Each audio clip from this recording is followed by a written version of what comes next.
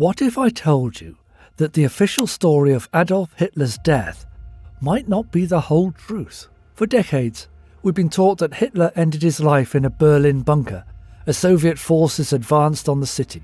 But growing evidence suggests a very different ending to this story.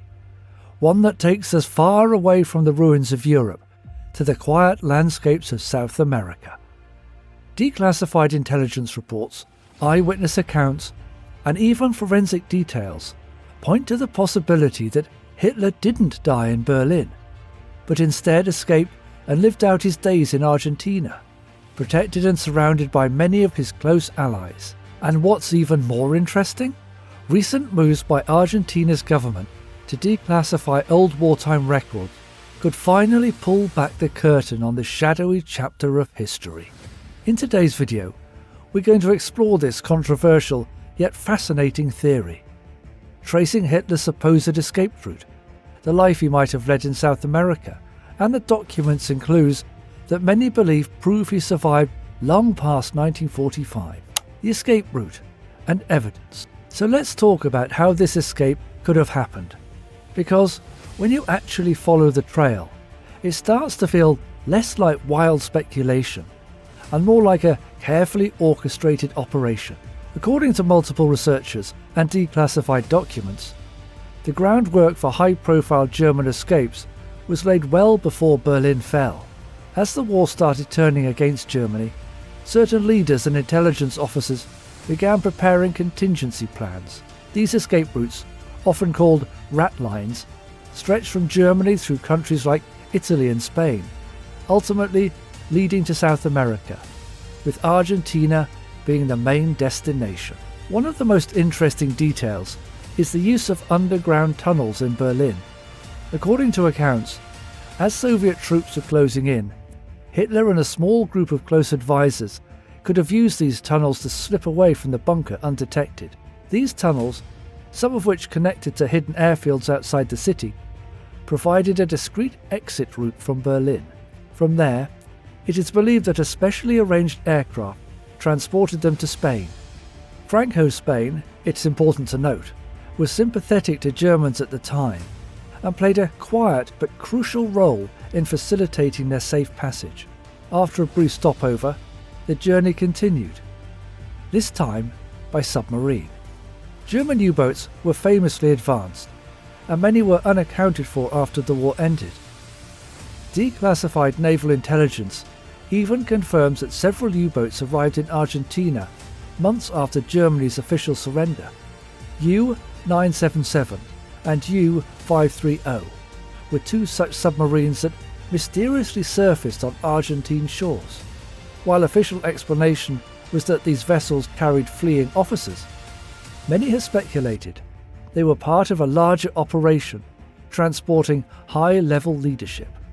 What makes this even more compelling is the fact that Argentina's coastlines, particularly near places like Bariloche, were remote and easy to approach without drawing much attention.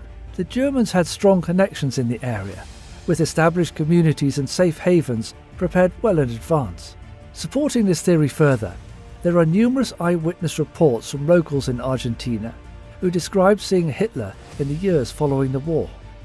These weren't just vague claims either. Several reports describe him in great detail. Older, with greying hair and a trimmed moustache, living under an assumed identity, but still surrounded by loyal companions. Adding weight to these accounts is the forensic evidence, or rather, the lack of it. For years, the so-called remains of Hitler were held by the Soviets, and it wasn't until DNA testing was finally allowed that a shocking discovery was made. The skull fragments that were supposed to prove Hitler's death were found to belong to a woman, not a man. This critical detail blows a huge hole in the official narrative.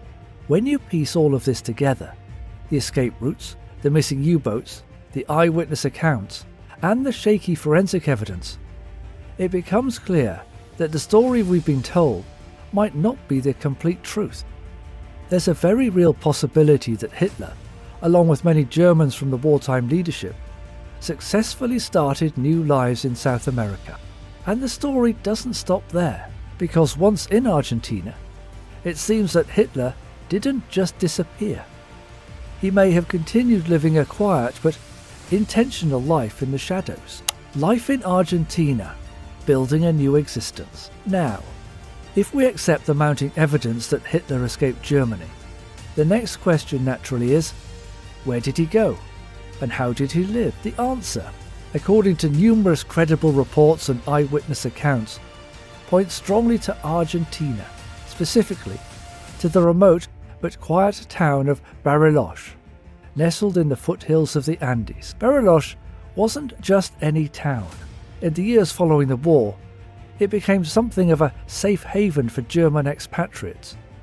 The community was tight-knit, with strong support networks that allowed newcomers to blend in seamlessly. It was here, according to multiple intelligence files and testimonies, that Hitler is said to have established his new life, living under assumed identities and protected by loyal supporters. Argentinian locals, over the years, have consistently spoken about the mysterious German man who lived in seclusion but occasionally appeared in public, often heavily guarded. Some even recall seeing a man strikingly similar to Hitler, with his distinct features, well into the 1950s and 60s.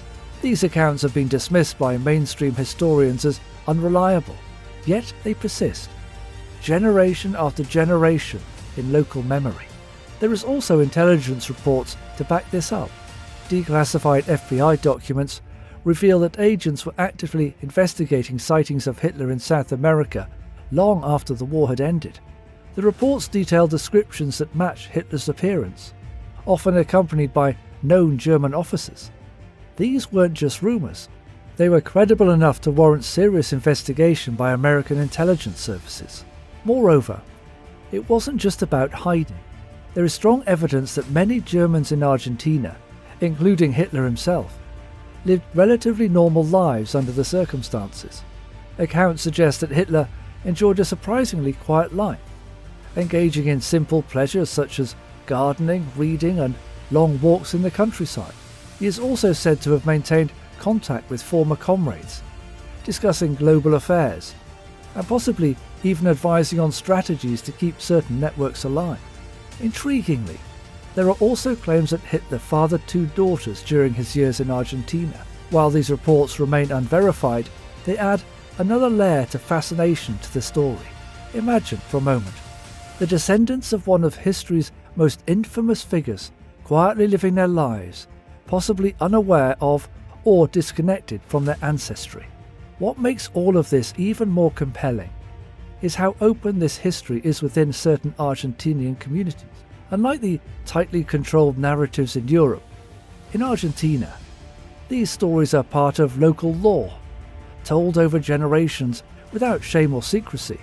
It speaks to a reality that perhaps, far from the post-war chaos of Europe, a chapter of German history quietly continued in South America.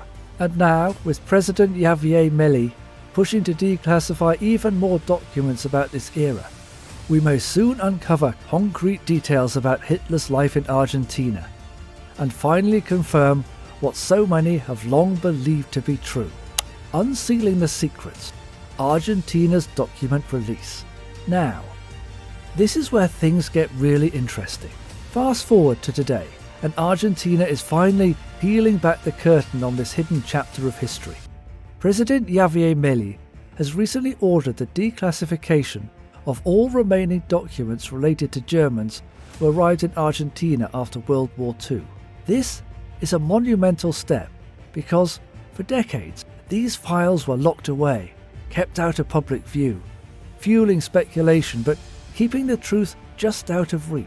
What this release means is that, for the first time, we can see official confirmation of what so many researchers, journalists, and intelligence operatives have been hinting at for years, that high-ranking Germans, possibly including Hitler himself, not only escaped to Argentina, but lived out their lives under their protection. These documents are expected to include immigration records, housing registries, financial transactions, and even local police reports from the time. If these files confirm that eyewitnesses and intelligence reports have long suggested, they could finally provide the hard evidence that critics of the Hitler escape theory have demanded for years. Interestingly, this decision by the Argentine government doesn't come out of nowhere. There has always been a lingering curiosity, even domestically, about the true extent of Argentina's role in providing safe passage and shelter for Germans after the war. Now, under Milei's leadership, there's a push for greater historical transparency. Whether that's politically motivated or a genuine desire to set the record straight, it opens the door to revelations that could change how we understand the post-war era entirely. It's important to realise that Argentina, during that period, wasn't acting in isolation. There are indications that elements within the international community, including intelligence services from major powers, were aware of these movements and may even have facilitated them. Operation Paperclip is a prime example of this broader trend, where former German scientists and strategists were quietly relocated to serve new masters in the post-war geopolitical landscape. So, the idea of Hitler finding refuge in Argentina isn't as far-fetched when viewed through this lens of global realignment. And let's not forget, forensic evidence supposedly tying Hitler to the Berlin bunker has long been questioned. The skull fragment, once thought to belong to Hitler, was DNA tested and found to belong to a woman. This alone casts significant doubt over the official narrative, making the upcoming release of Argentina's documents all the more crucial. With these documents soon to be in the public domain, we may finally be standing at the threshold of definitive answers. What has been whispered about in the books like Grey Wolf that has lingered in declassified FBI files, and what locals in Argentina have spoken about openly for years, all of it could be verified and expanded upon in ways we've never seen before. The world is watching, and as these documents come to light, they might just confirm that history's most enduring mystery was never really a mystery at all, just a hidden truth waiting to be uncovered. Eyewitness accounts and local testimony.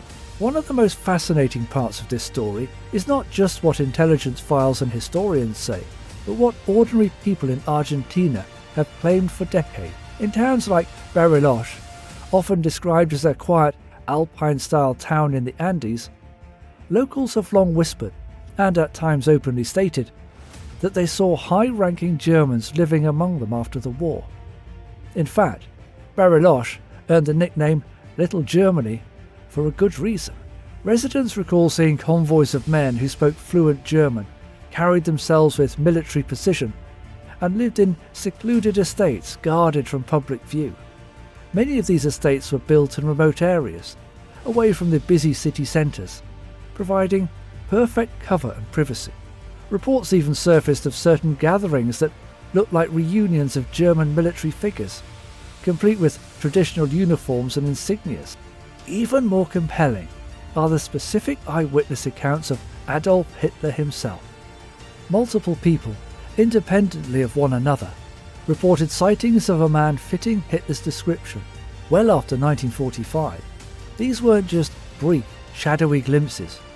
Some claimed they saw him walking in town, visiting businesses, and even engaging in conversations.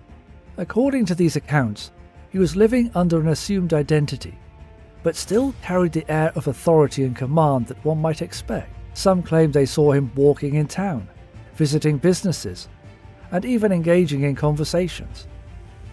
According to these accounts, he was living under an assumed identity, but still carried the air of authority and command that one might expect. In fact, Abel Basti, a well-known Argentinian journalist and researcher, has dedicated much of his career to documenting these testimonies. In his work, he has highlighted how local communities not only believed that Hitler lived among them, but that it was something of an open secret. According to Basti, these people had no reason to fabricate such claims. They lived alongside these German settlers for years and knew exactly who they were seeing. Then there are the descendants of German immigrants in the region, some of whom have passed down family stories about the special guests their grandparents hosted and assisted. These stories, while anecdotal, are remarkably consistent and align closely with the known timelines of post-German migration to Argentina. Skeptics often argue that these are just myths or folklore, but it's worth considering. Why would so many unrelated people over so many years maintain the same version of events? When eyewitness accounts align with intelligence reports, declassified documents, and unexplained historical gaps, they form a compelling web of circumstantial evidence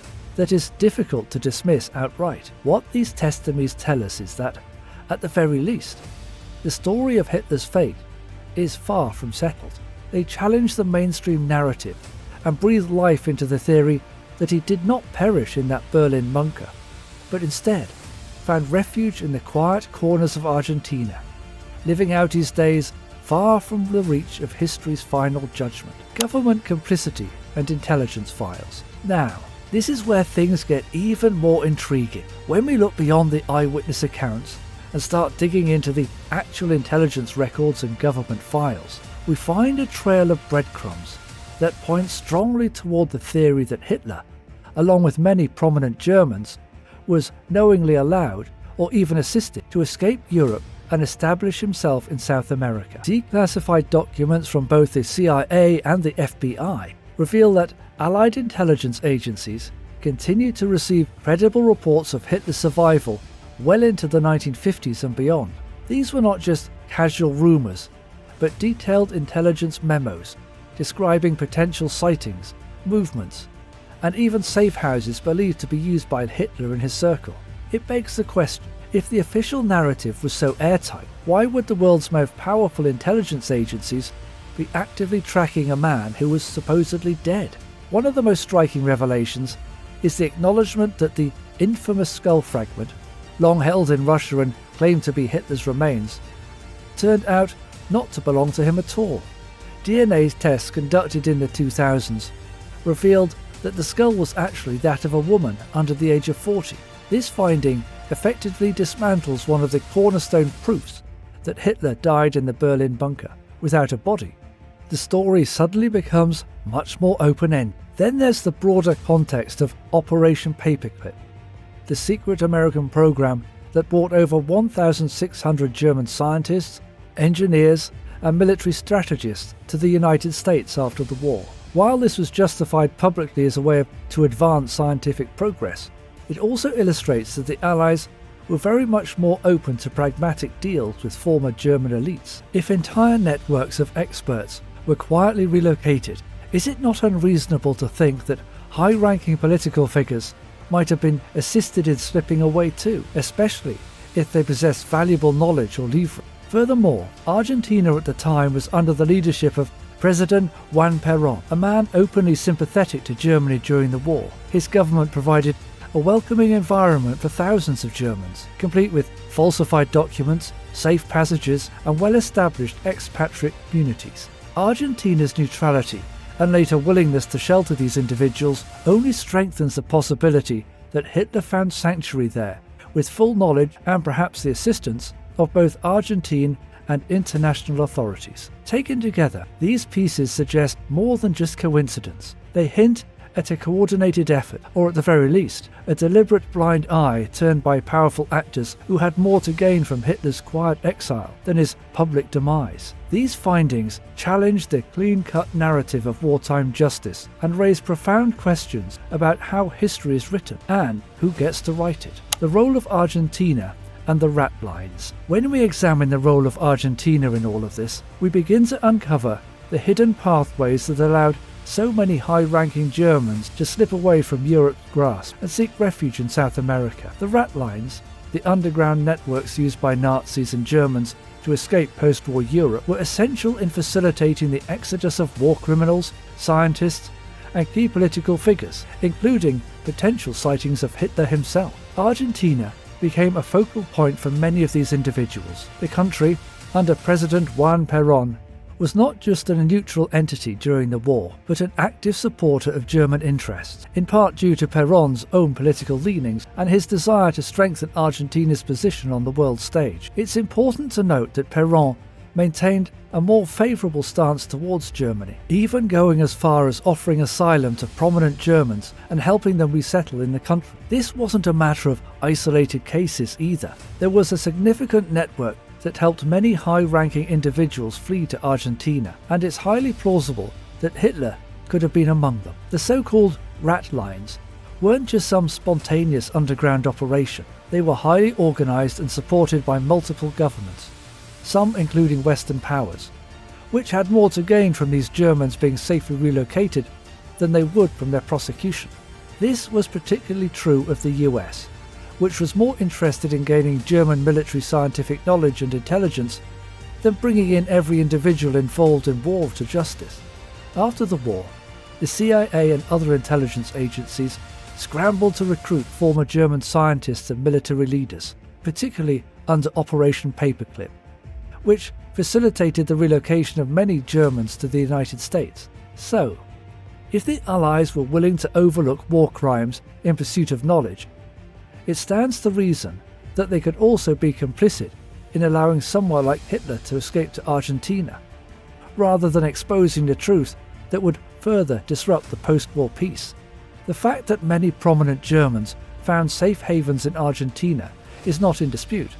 What's less discussed, though, is the possibility that Hitler himself was not excluded from this welcoming, albeit secretive network. Argentina was uniquely positioned to become a hub for former Germans because it was geographically isolated, politically neutral, and had a government sympathetic to many of its causes. It was not uncommon for Nazi sympathisers and former Germans to be aided in entering the country with fake papers or forged documents. It's possible that Hitler, with all his knowledge, resources and allies, would have been able to gain entry to Argentina under these conditions. Even more compelling is the fact that, according to some reports, Hitler was not alone in his escape. He is believed to have been accompanied by other high-ranking members of his inner circle, many of whom held influential positions in Argentina after arriving. These figures did not simply vanish after the war, but instead continued to live out their lives with the assistance of a network that ensured their safety and freedom from prosecution. This paints a picture of a system designed to protect high-profile Germans, not just from local authorities, but from international scrutiny. The evidence pointing to Adolf Hitler's potential survival in South America is compelling. From eyewitness testimonies to well-documented escape routes like the rat lines, the narrative of his death in the bunker is increasingly questioned. Argentina's role, along with the presence of former Nazis, adds weight to this theory. While we may never fully uncover the truth, challenging the official story offers a deeper understanding of history. This exploration isn't about excusing past atrocities, but about speaking the truth. Share your thoughts in the comments. Do you believe Hitler survived?